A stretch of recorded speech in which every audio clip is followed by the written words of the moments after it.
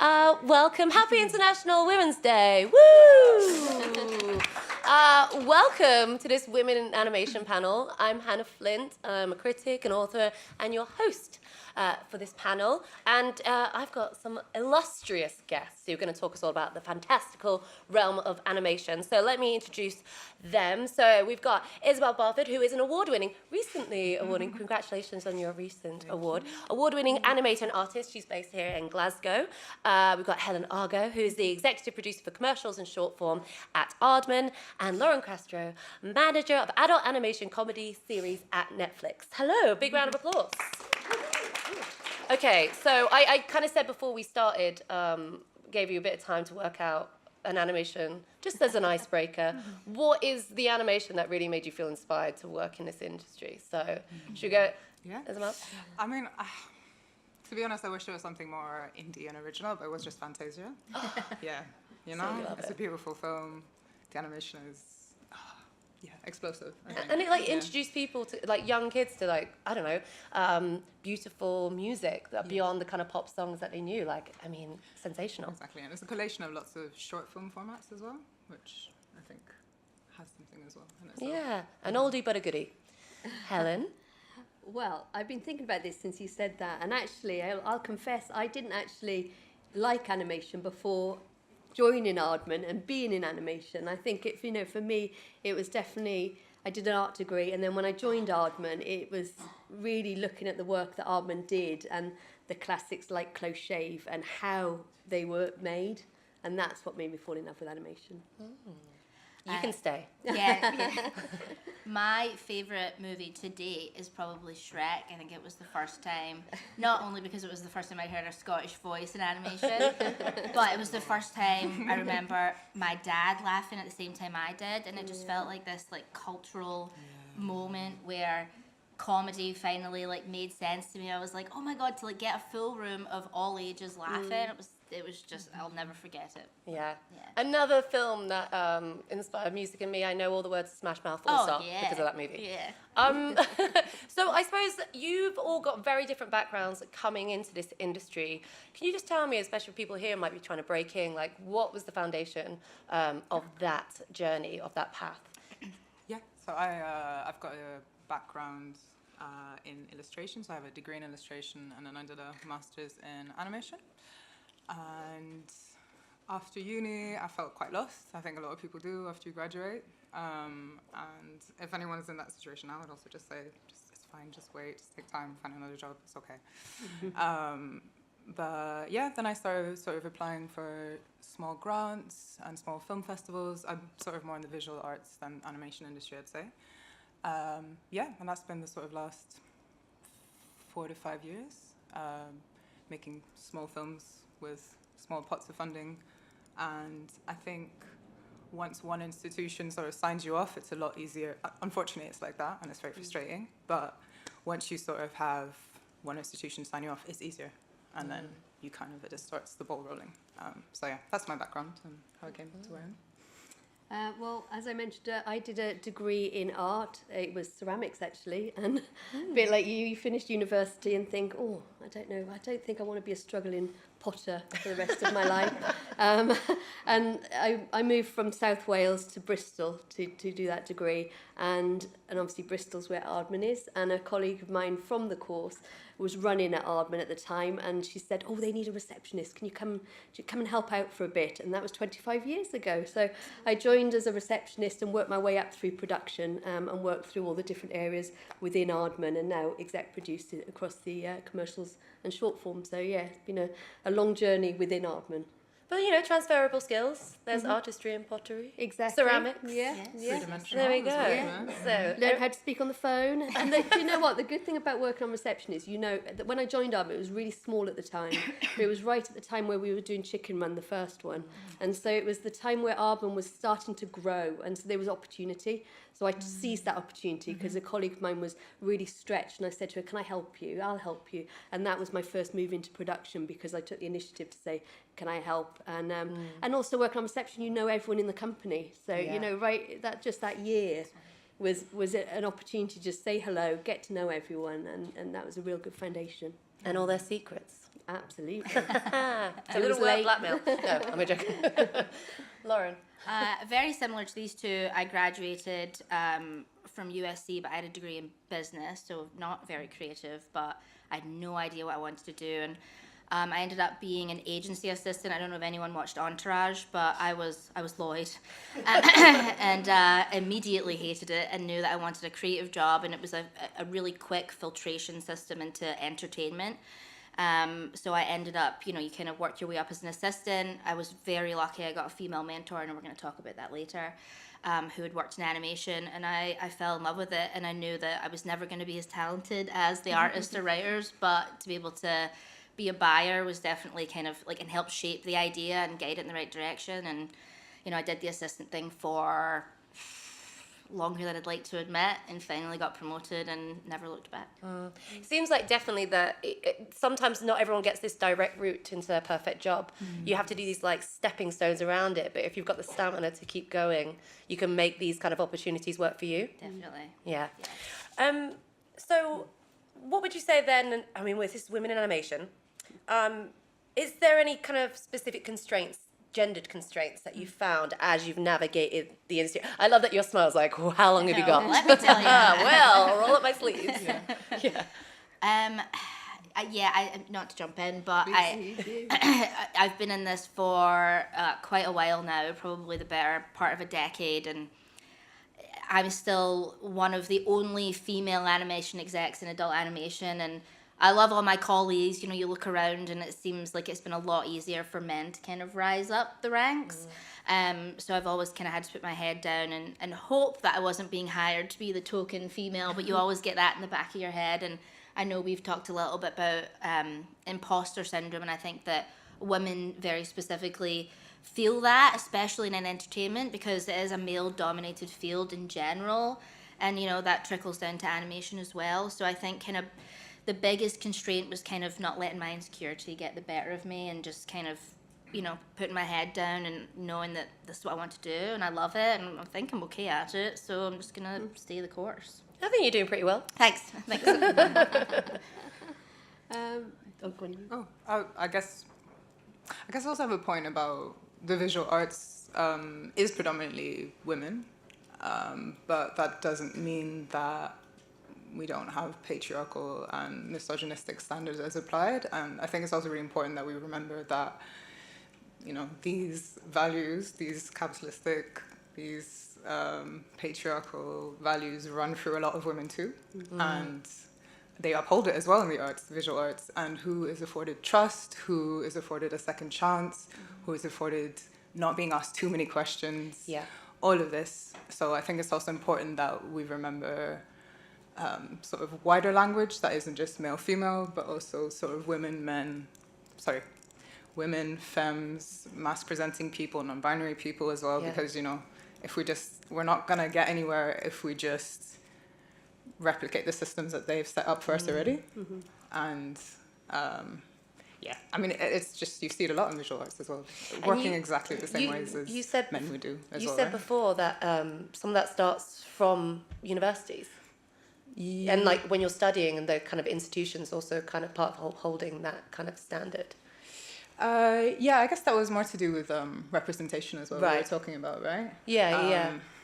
But so sorry. I suppose my thing, it's interesting you said, because what you're saying about the trust thing as well, it's like people molding what your creative vision is going to be. There can be a lot of times I've read about where, or in filmmaking, that there might be a female creator, female identifying creator, but then actually their vision is diluted to make room for what is the standard practices. And I suppose trying to hold on to that, is that kind of part of what you're saying as well, about like having that trust, having that autonomy and respect to be able to say, for sure, push your vision through. You're second guessed a lot more, and I think there is, like you guys are talking about, the imposter syndrome that you have yourself. So being able to hold yourself while you're facing someone who doesn't necessarily think you've got the same stamina as... I do also do graphic design work, and with that I do find that there's an idea that like a cis white straight man will be inherently better at graphic design, in a similar way that you have sound boys who are also like that. And I think there is, within visual arts, there's also just certain fields that men are just expected to be better at. Well, cis men are better to be, Which I kind of feel is that's the tokenism. Because isn't that the real tokenism, that for years you could literally just be a cis white man and get jobs, not really dependent on how good you are. So when you say like, oh, am I getting it with tokenism? It's like, no, actually, it's because you're also good at what you do. Yeah. Actually, now there's a bit more of an even playing field. Right, but then to be hired in the first place, maybe you were a token hire, and then Yeah. you had to prove You yourself. have to prove right? yourself. So Exactly. it's a bit of both, I think. Yeah, and more so than when people anything. complain nowadays, where it's like, oh God, it's so hard, they don't want that. It's like, no, you actually have competition now. Yeah. So you can't just get in because of your normalised background. Helen, Well, I come guess, through. Aardman is quite 50-50 in terms of gender, but that's probably across the board, not fair to, notwithstanding that certain areas are definitely more weighted men than female. All my bosses at Aardman have been female, so my leadership has been definitely more female. And I guess, my only experience of it has more been, I know there was one person that it was in my team that we were always promoted together, and it was almost like I wasn't seen in my own right for the qualities and the skills that I had. It was almost like, oh, but this person who's male is on the same level as you, so therefore they always got promoted at the same time. And I look back now and I think actually that wasn't fair. That wasn't, we weren't being dealt with in our individual merits and abilities. I wonder also with Helen Lauren, of course, we're talking about women in animation, but there's an intersection there when it comes to like race, gender, class, and all those things. And I suppose, have you noticed, of course there might be 50-50 leadership, but how many of those are white women or those sort of background? Is there something you've noticed and are trying to actively, again, try and get more representation, try and get voices beyond that norm? Because then we just get into quite like, white feminism here, and it's like not every woman is represented not all women win when one type of woman wins, Yeah, definitely. I mean, on the development side, we always try and find creators from all backgrounds who have interesting stories to tell. I think that the shows that have the widest reach are about things that are universally relatable, right? So whether it's a family comedy or a show like Big Mouth that's about coming of age, there's so many versions of that point of view that you can explore and see. So, we don't want to just see the same version of Family Guy over and over and over again. People have a different take on family, whether it be, the color of that family or the dynamic of that family, and really explore that through our showrunners and our writers and our creators. We really make sure that when we staff a writer's room, for example, that it's not 6 of the same type of voices, that it really is, gender inclusive, racially inclusive, and that everyone brings something to the table to make that feel unique and different, and that the comedy feels different. And I wish that was easier said than done. It can be an uphill battle, sometimes when your creators are of a specific cis white male background, they find it hard to, lean on others for a point of view, but I don't care. But I would say with Big Mouth, one of the great things is that when there was Jenny Slate retiring from her role, she's Jewish, but she's not Black Jewish, and having a Black actress come in to play that was like showing that you can make changes even when it's still running and listen. Yeah. And I think that's the big thing you found is Helen, like listening to people rather than just trying to check the boxes, thinking like how can we actively improve? Yeah. Yeah, and we've, that's certainly something that Aardman needs to do, and we are doing. We've got a EG9 manager who is very much focused on that. I think the hardest thing for us is, and for all of it within the animation industry, is that drive for recruitment and where you're finding those people from and that talent to be able to be more diverse. For commissions like Sky, we have to report our targets. And we've been working with Sky for a number of years now, and you can see it's not improved. It is improving, but so slightly, and particularly those key roles, HOD roles, we always struggle in that area. So is that head of department? Yeah, head of department. So, your director of photography, your editor, those key creative roles within a show, we do, struggle to try and recruit into those diverse, and it comes back as well to those creators and writers, and you can have the talent behind the camera making it, but it's also the shows that you're making and the writers and how you're portraying those characters. So it goes right the way back to editorial and that writing stage as well. Yeah. Because animation, the beauty of it, you can literally do whatever you want.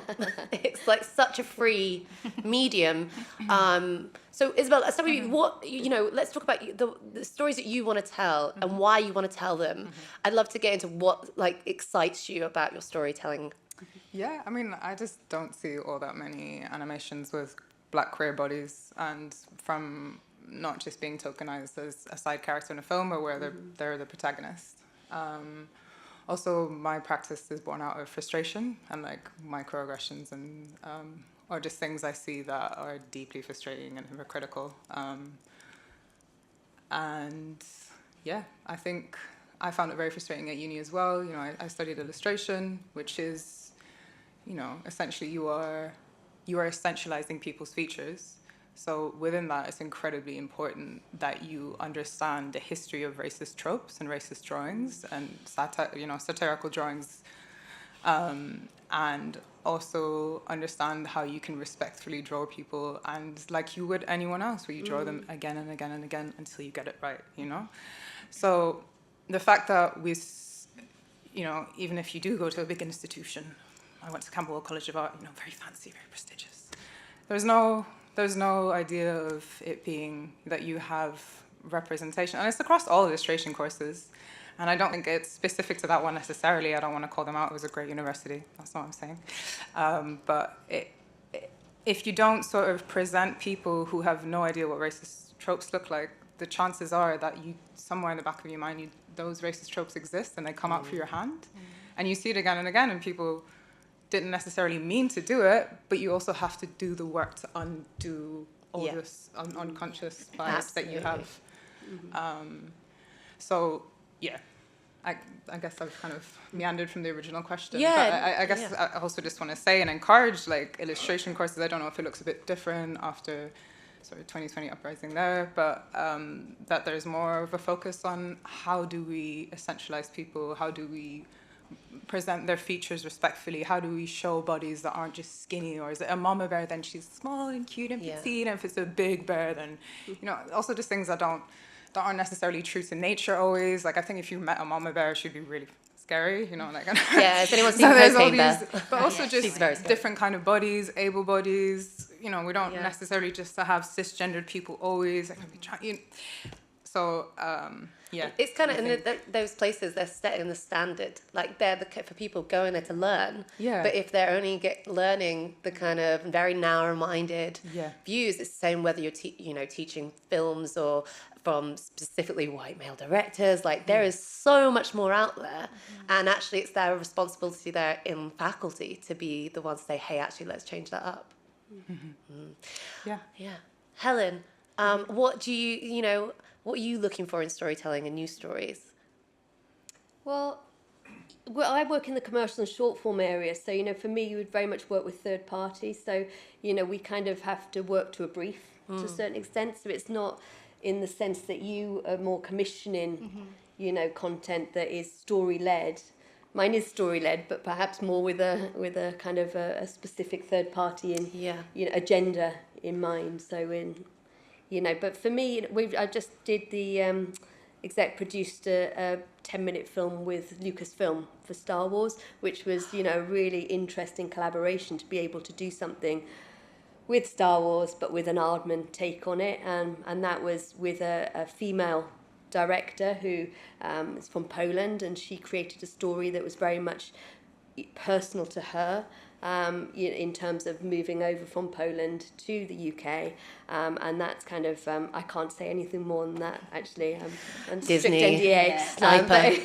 There's a dot on your head. It's called I Am Your Mother, and look out for it. It's very female. But I just speaking to that, I was saying to you earlier, I was at Manchester Animation Festival, and you know, it's commercial world, there seems to be, I mean, I know how much performative is corporate like structures, but there were, when I was on the jury for the short format, when it came to the commercials that we had to judge, there was so much more diversity, like not just between black and white binary, but also kind of come to gender, race, sexuality, that was far, but the ones that were kind of just the independent stuff that you know, students at school like doing, that was very kind of whitewashed and very similar. So would you find that actually there's that push for you when you're doing commercial stuff to actually say, hey, we want to be more representative? There is, but I think it's always a fine balance to be had, because it's unless it's authentic to it, it's really hard to you know, have those conversations like Lauren, you've only just kind of recently started with Netflix, so like what were you looking for in stories, and what's your kind of remit now as well specifically? Because obviously there was a lot of layoffs last year, but like, has that impacted the way you are picking series and stuff you're investing in? Definitely. I mean, streaming is a numbers game. So the mandate and the directive is always like program a show that is going to catch the biggest possible audience. Okay, sure. That's easier said than done.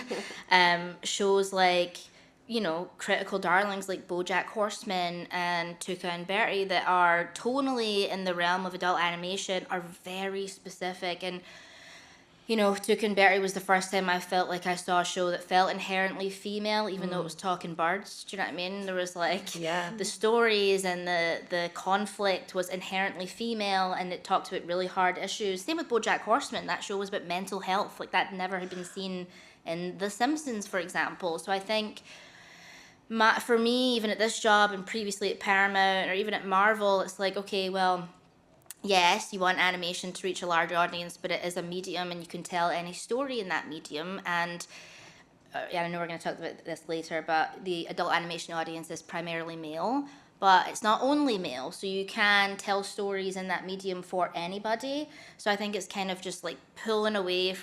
It's bridging the gap between, having a very successful show and a creatively successful show. Those are two very different things. And I think it can be really frustrating push and pull for executives in my field to, not fall into the same kind of, okay, what formula works? Let's just keep making that over and over and over again. Yeah, so you're trying to make the local universal kind of thing, and that can be a really tricky balance because not everything hits. But then, we are in a kind of risk-averse world now where it's like you said, everything you have to hit, but surely like you kind of keep taking risks, otherwise we're not going to get some special things, because BoJack was a risk, right?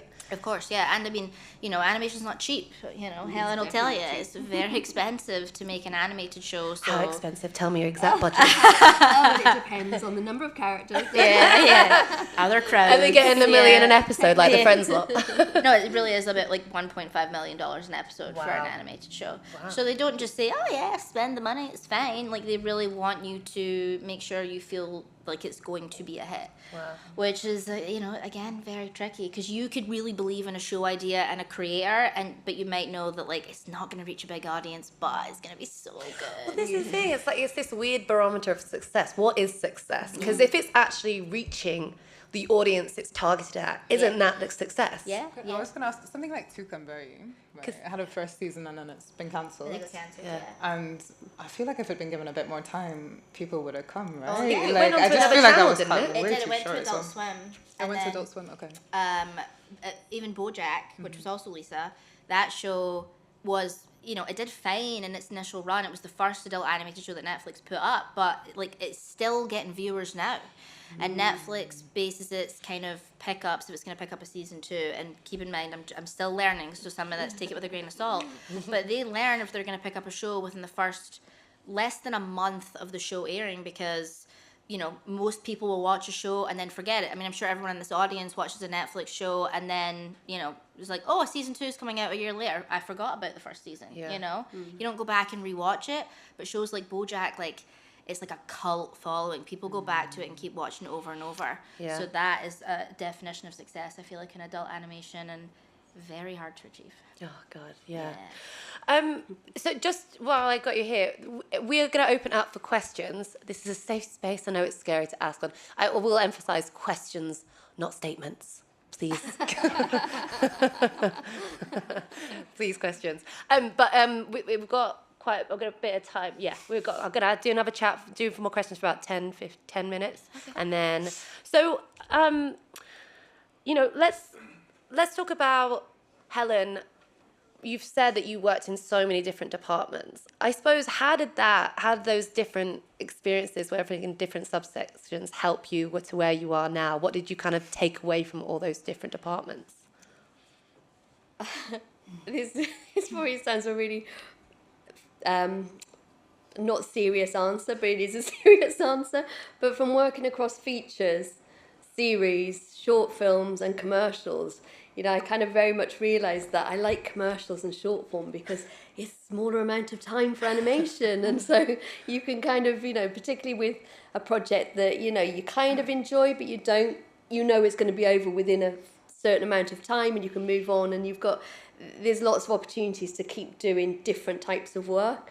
And particularly in commercial and short form, we work across all different techniques, and that can include live action and animation mix. So that is really exciting to me, rather than on a feature where you are literally on it for about 4 or 5 years. And it just, I realised quite quickly that's not for me. So I suppose for people who want to get into like your kind of area, like what are the things that you have to kind of be in charge of and have to think about on a kind of daily, weekly basis, like part of your role? What, really? my role now? Yeah. Well, I guess we a bit like Lauren in the sense that you get scripts sent to you. I get scripts sent to me from third-party agencies and direct clients for short film and commercial work. And, part of my job is to decide whether it's something we want to pursue, because quite often they'll come out with something that's, we want to use Wallace and Gromit in, and it could be the most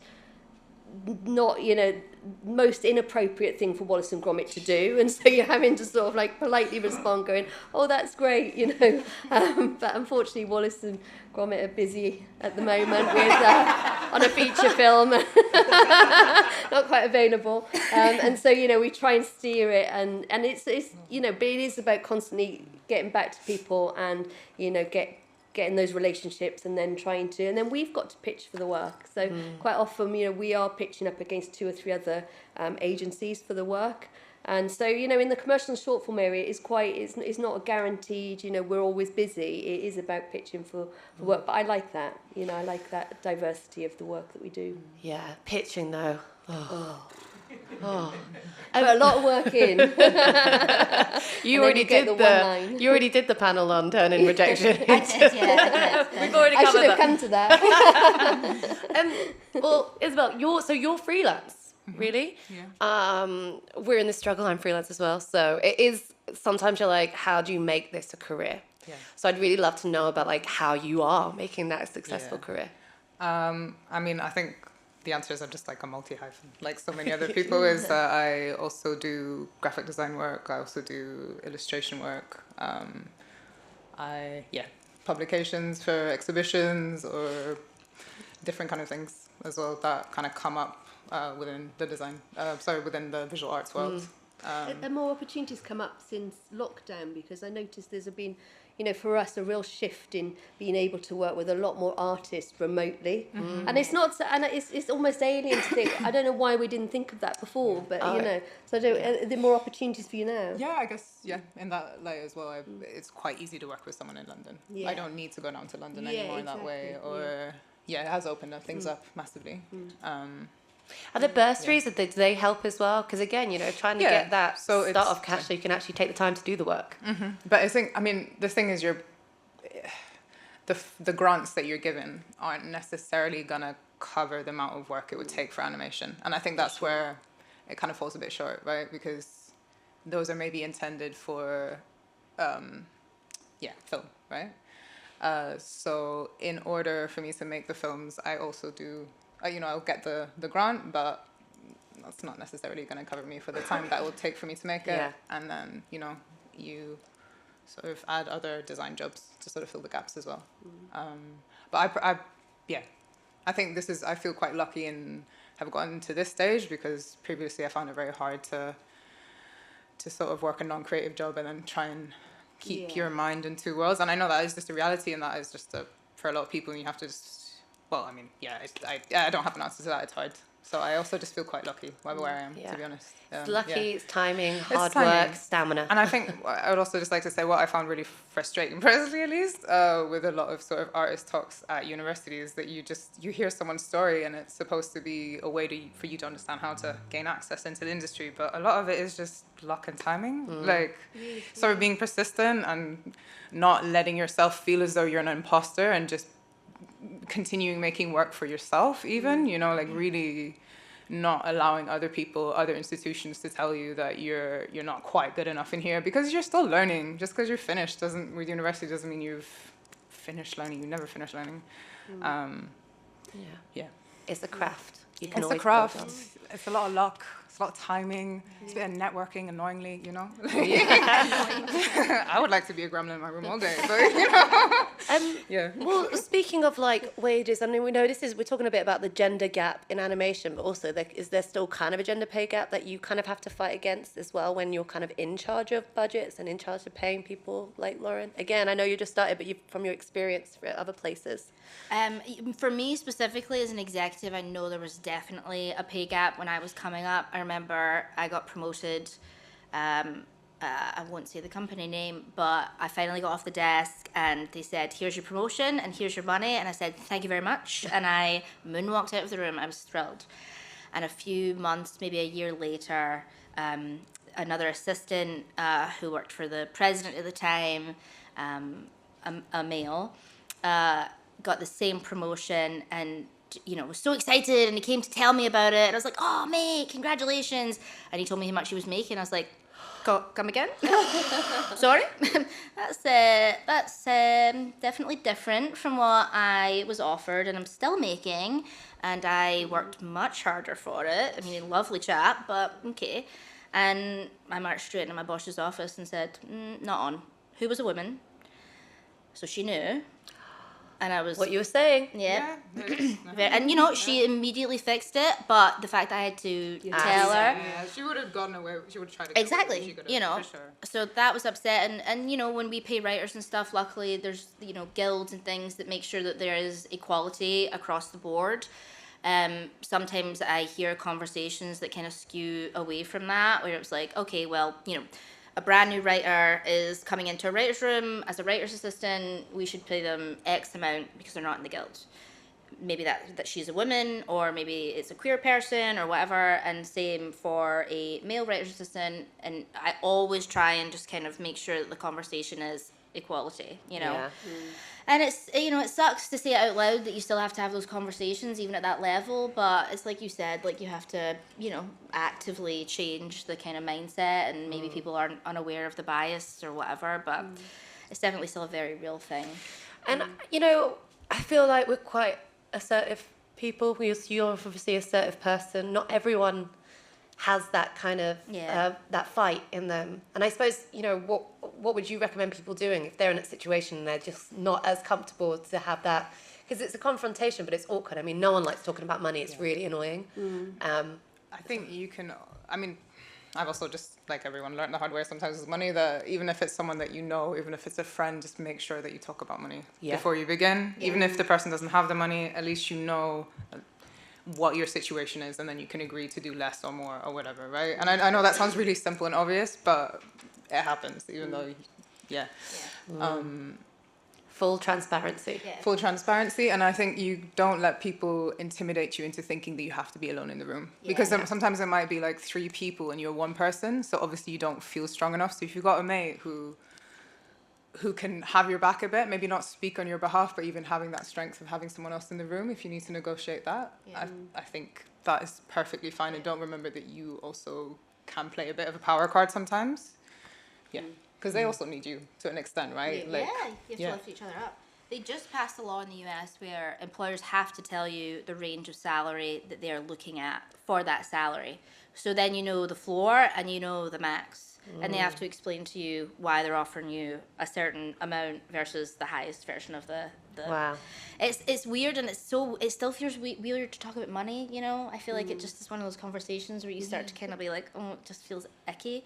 But I think, being from Scotland, I do quite like confrontation. So I love that. It's like, all right, tell me how much you're offering. I think that we're allowed to do that now. Yeah, absolutely. Because I mean, God, sorry, the amount of times we get pitched stuff, and it's like they don't even give you the amount that they want to pay you in the first place. It's really frustrating. Yes, love this. And also just look at artist union rates, and if they're trying to underpay you, you say this is what the artist union rates is. Yeah, cool. So, And if they do want you to work for less or whatever, if you feel like it's a good opportunity for you and exposure, sometimes it can be that. I understand, It shouldn't be free, but like sometimes you can kind of make a balanced decision of like, oh, okay, it's not greatly paid, but I know it'll be seen here, so maybe I can get something else, But yeah, I mean, I think sometimes it's also good for them to know that they're underpaying you, so that Yeah. you got a bit more power in like, no, I don't want to change this whole thing. No, I'm not gonna, make another edit for you because you're not paying me enough. Yeah. And I think Yeah. that is actually just fine. Oh my God, we can't even get into the VFX industry right now because talk about how many million edits. I mean, work from home is great, but no one can contact you literally 24 hours a day to get stuff done. But that, again, that's a different panel. Yeah. So what I love is that people here, some people don't have this access to people who are in the industry, who've got the advice, got the experience, in a way that you're providing some mentorship here. Who have you had that have been mentors in your life, in your career, that have really helped you positively, negatively? And do you feel that now you feel like that's a responsibility you feel like taking on as well? For me, definitely, I was really lucky to immediately have a female boss who had come up in the animation space, which, like I mentioned earlier, is very rare. And she took me under her wing and really mentored me, until I got promoted. But like I mentioned, there was also that other incident. And, it is tricky. There is, with mentor relationships, I think specifically female ones, there's a lot of emotion involved, and the line gets a little blurry between mentor and friend. I still call her very often to ask for advice across all aspects of my life, and I'm really lucky to have that. But I definitely learned that there should be kind of a bolder line between the two. So when when there's assistants in my department, I have an open door policy. I want them to ask me all the questions if they think it's stupid. I want them to feel like they can come to me with everything, like I want them to have that space for them. And I talked about it a little bit on the panel yesterday about turning rejection to strength. Like, this is an opportunity for networking all the time. But Hollywood is about networking. So if someone gives you that opportunity, even if it's just they've said yes to a pitch and they've asked a few questions, like, use that to follow up. Like, take them up on it. Don't feel shy about it. Come and talk to me and use that. Like, I would like to give whatever wisdom I have, it's not a lot, and pass it down to other people so that they See, can that's a learn. self-deprecating thing that I know, women do. I know. There's a lot of experience. It's You're that very experienced. Imposter syndrome. I catch it again. Have you had any mentors that have kind of inspired you? I think my support network is definitely my peers, for Right. sure. And I think, all of us being freelance as well, and sort of pulling each other up and making sure that we're not letting certain institutions' voices make you feel like you can't do this or you're not an artist, because some critique can be horrible sometimes, and you're like, oh, maybe they are right. And it's like, no, they're gaslighting you. It's hard to be in freelance. You need that support. For sure. I think so. I think it's really... And also to vent. To be like, vent. oh, mate. Sometimes you need a villain for a project. I've really come to see that. Someone you can just direct all your anger towards, like, oh, they've done this again. This helps you get through. Like, not to put them on a pedestal where they have power over you, but just to, if someone's being horrible to you, then venting and sort of villainizing them can actually help, I think. And also, I suppose, is there some... You're in a collective? Are you in a No, collective? Yeah, I I'm thought not you in a were... collective, No. no. But I suppose, is there a sense of camaraderie in if an opportunity might not be right for you, hey, maybe this person would be good? Yeah, Is that something that you kind of foster as well? Absolutely. But I think that's also, amongst like black femmes in Glasgow, especially black queer femmes, I'd say, we share things, we want to make sure that we can pull each other up. And I think that runs quite genuinely through. Even if not everyone's friends, I think there's a nice idea of support network and just making sure that someone gets it. Because I feel like we're all striving to make it easier for the next people to come up. And I suppose it's kind of like, sometimes it can be so competitive that you're worried that, oh, wait, if I give this person this contact and then they get work, suddenly you'll get replaced. And I think there can be that competitive, especially with freelancers, that mentality. But actually fostering kind of friendship and, hey, look, helping each other out, you're all going to end up helping each other out in the end. For sure.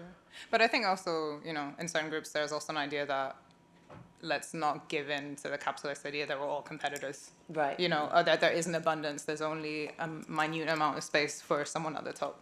Because that's also part of women and femmes going against each other, right? Yeah. That's like, there's not space for all of us. It's like, there could be. And it's this idea that there is an abundance of things, which I understand there isn't, but there is space for us all. But there is in the illustration side, isn't it, to a certain degree, because it's your sense of your illustration style is only going to work for certain projects. So in some respects, you don't have peers that have all got the same Absolutely. skill as Yeah. you. Yeah. You know. Yeah. And I think, but there's also, yeah. Yeah. Yeah. Okay.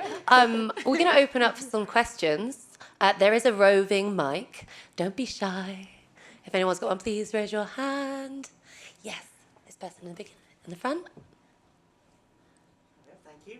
Thank you for the panel. It's fantastic. I just wanted to ask, like, as a writer who has no professional experience in animation, but who would love to write for animation, and as a lot of the times, sort of people who end up writing for animation, they start out as artists and animators and work their way up to that spot. But what would you say to a writer who wants to write for animation but doesn't have the experience in there? Like, is there a pathway there? How exactly do you communicate to an animation studio that your writing suits animation? And yeah.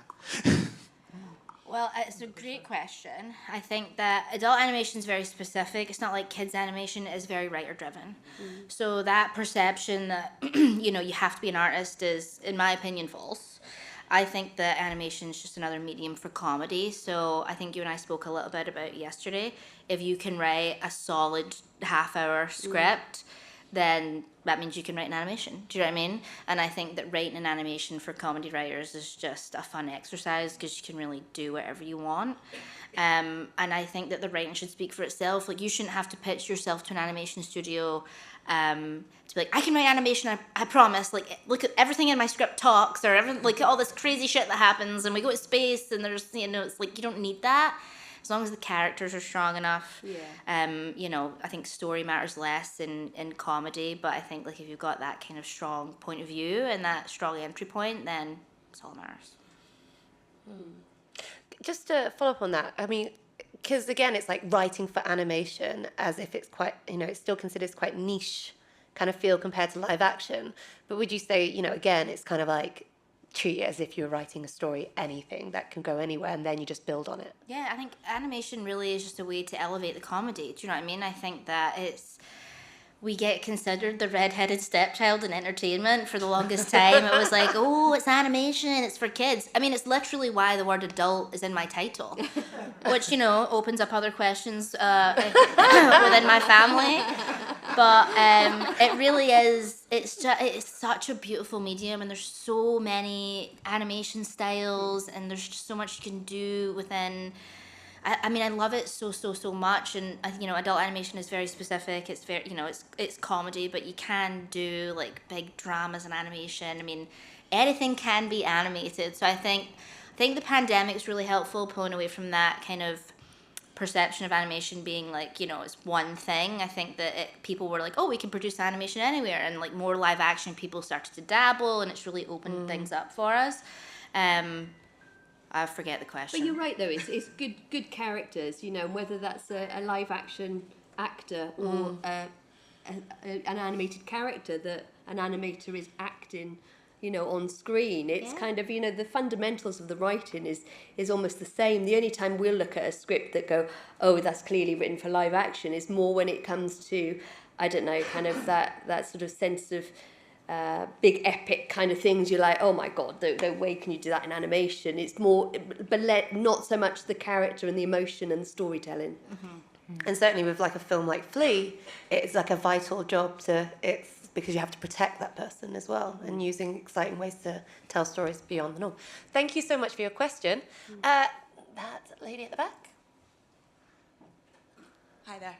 I'm a commercial director. I was just wanting to ask about your experience with getting paid to pitch. So do you get paid? You said you're sometimes up against other agencies.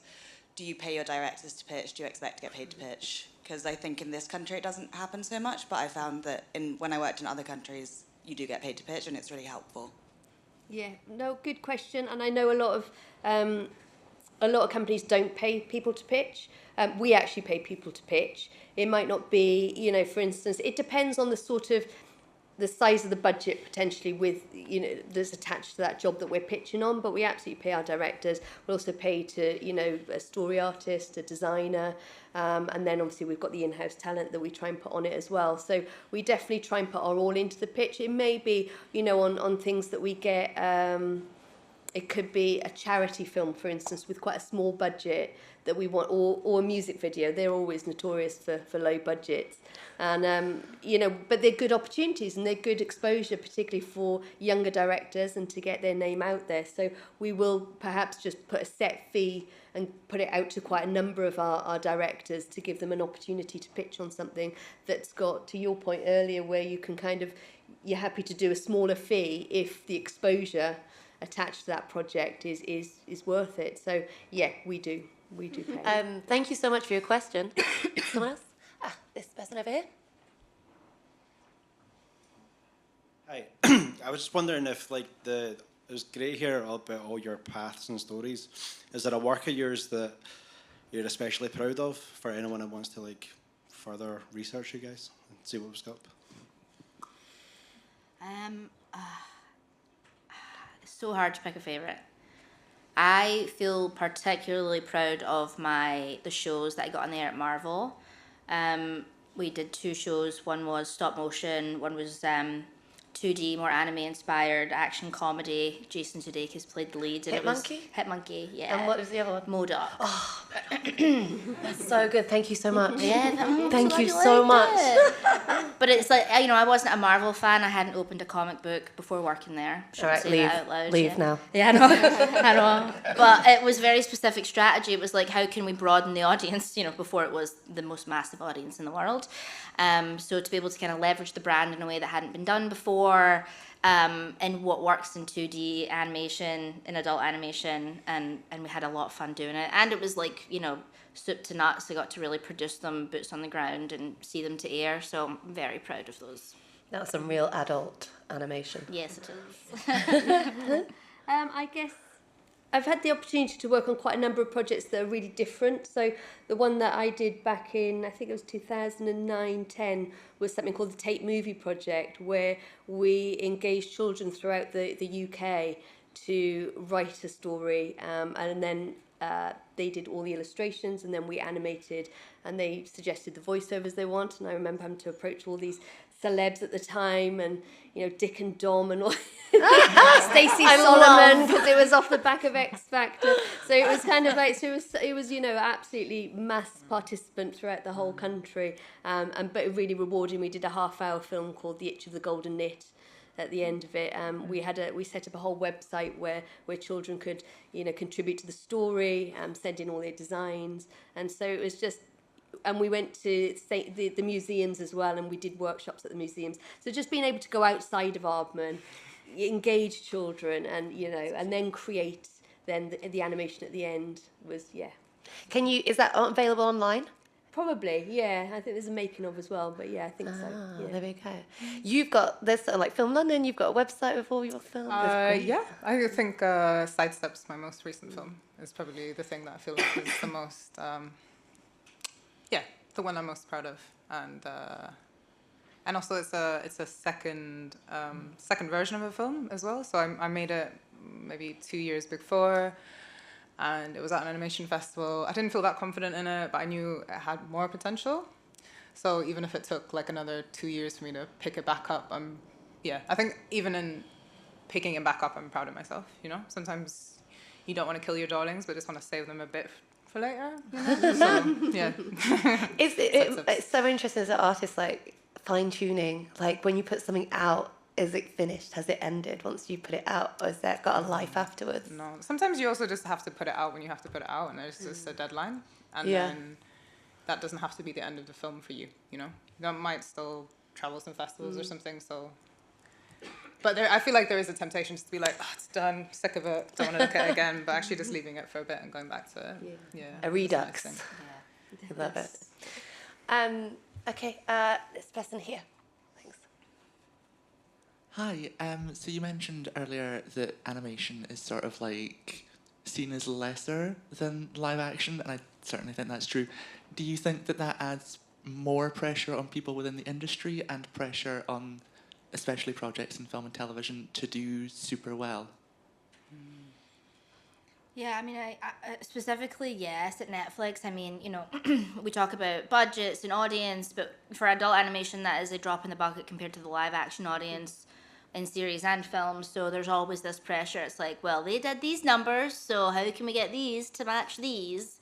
So I definitely feel that. I think when I was at DreamWorks, it was very different because those are for the whole family, so everyone can really enjoy them, but adult animation is a very specific audience, so you feel the pressure, but I mean, is it ever gonna fully change? I don't think so, but I think that people are definitely moving away from being less live action snobby. And the supremacy. Yeah. Thank you for your question.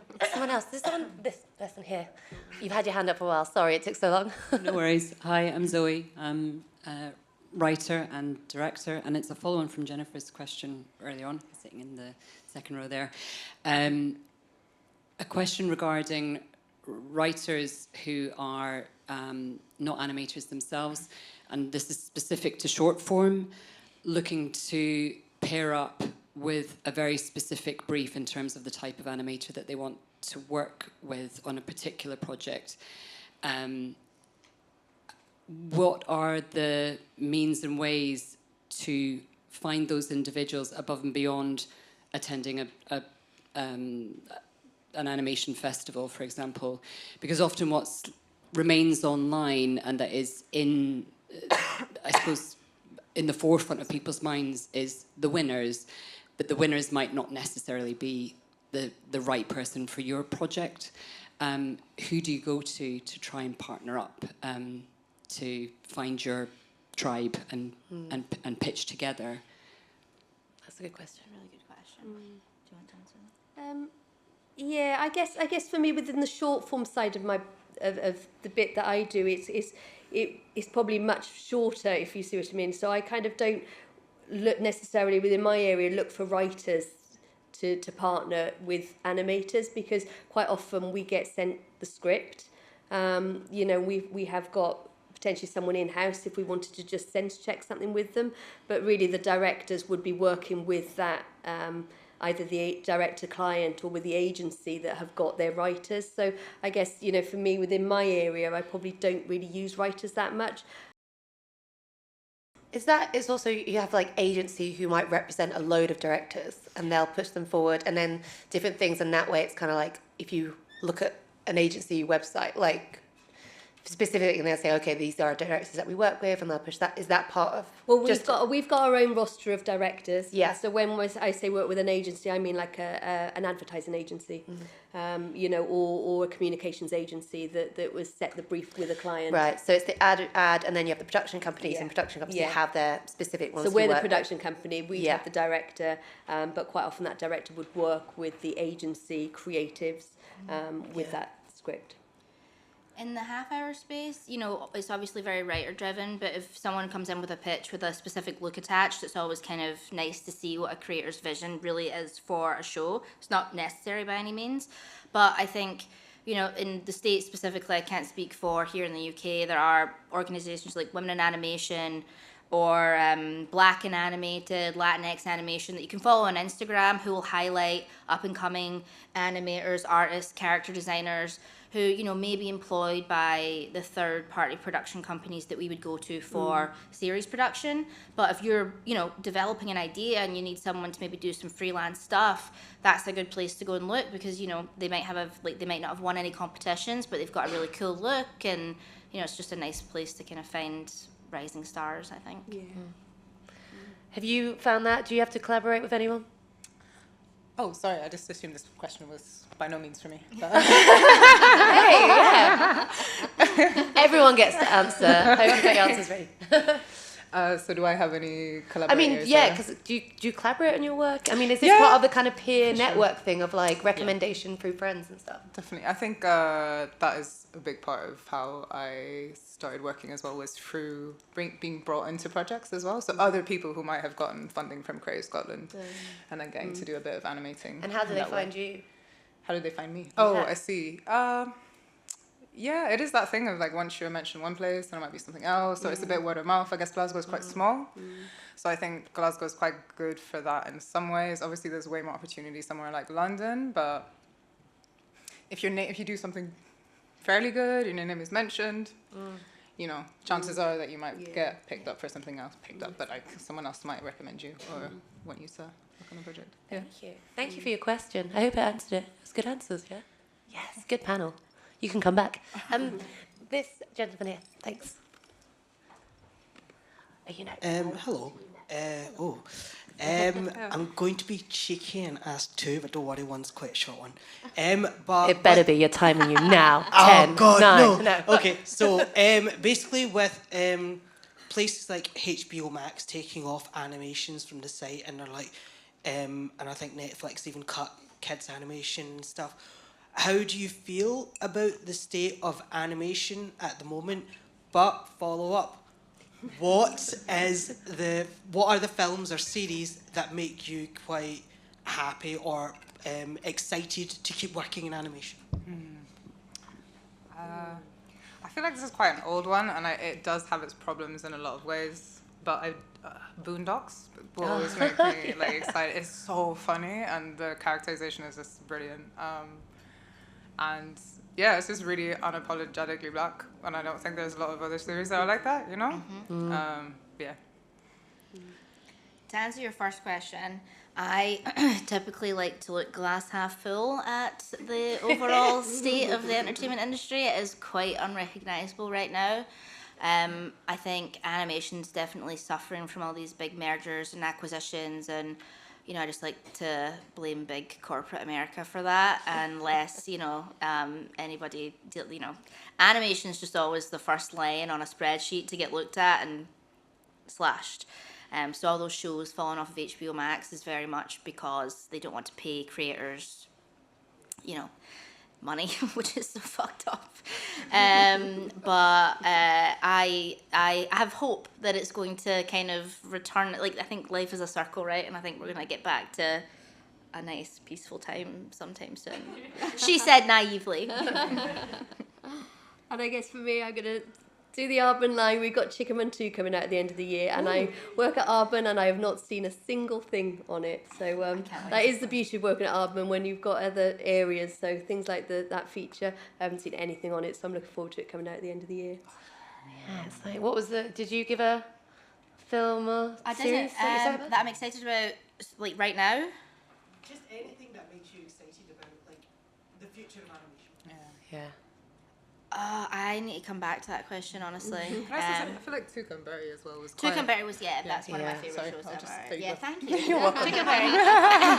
And Lisa Hannaway always says it so perfectly. She's like, they asked for a gourmet meal and ultimately wanted McDonald's. Do you know what I mean? But she's still got to make the gourmet meal, which makes me so happy. Do you know what I mean? Like, it lives so happily in my mind. So Yeah. I mean, I don't know if you're asking me, but I really like Marcel Shell with shoes on. did you see? I haven't seen the film yet. I'm so It's excited. just like, Is the film good as well? I loved it. It's like the Transfers? perfect seamless marriage of like live action Yeah. and animation. Yeah. And not to like misquote, well, I'm actually going to misquote Harry Styles. It's like a mockumentary that really feels like a documentary, right? It's just. And I really like Little Demon on Disney Plus, which is great. Is that on Disney Plus? Yeah, you left. R.I.P. I had no. Well, no, it's just like things are on different streamers You're here like, and there. right. I'm like, what? That's okay. that Did you makes work sense. on that? No. You was done. Yeah. It's great and dirty. I love it. You've got a question. I mean, I will give you the mic just so everyone can hear it. Yes. Oh, if you could wait one step, we're just going to give you the mic. Thank you. Thanks so much. Shout. So my question is that typically how long does the production take to make a 30-minute episode? And I would like to know, like, during the production, what are the difficulties you often occur compared to a live action production? Oh, that's a good question. It's tricky because I haven't really worked in live action, so I can't compare difficulty. But in adult animation, it takes about 2 years to make an 8-episode, 10-episode show. I know features we talked about is much, much longer. I think animation, because a lot of the production, the pre and post happens in the States, but a lot of it gets shipped to Korea for like actual production. Like the animation happens overseas. So there's a lot of delays, you know, when it like gets out of your hands and it goes somewhere else and something happens. And I think those kind of external factors that you can't really predict are the biggest production issues we run into.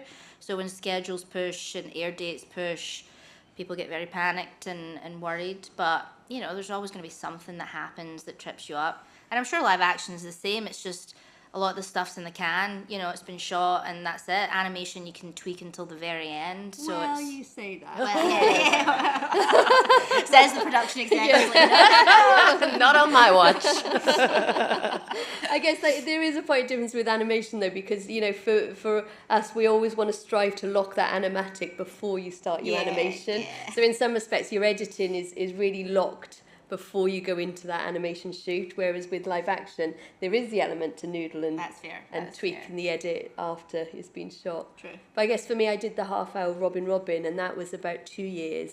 And just as we were about to hit full shoot, COVID happened. And it was a stop frame shoot, which of course everyone's clambering over each other in the studio.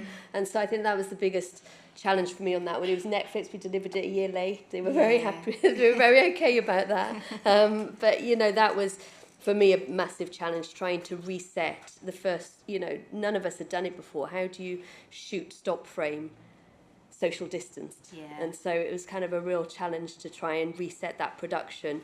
And then work out how to finish, well, really shoot it under COVID.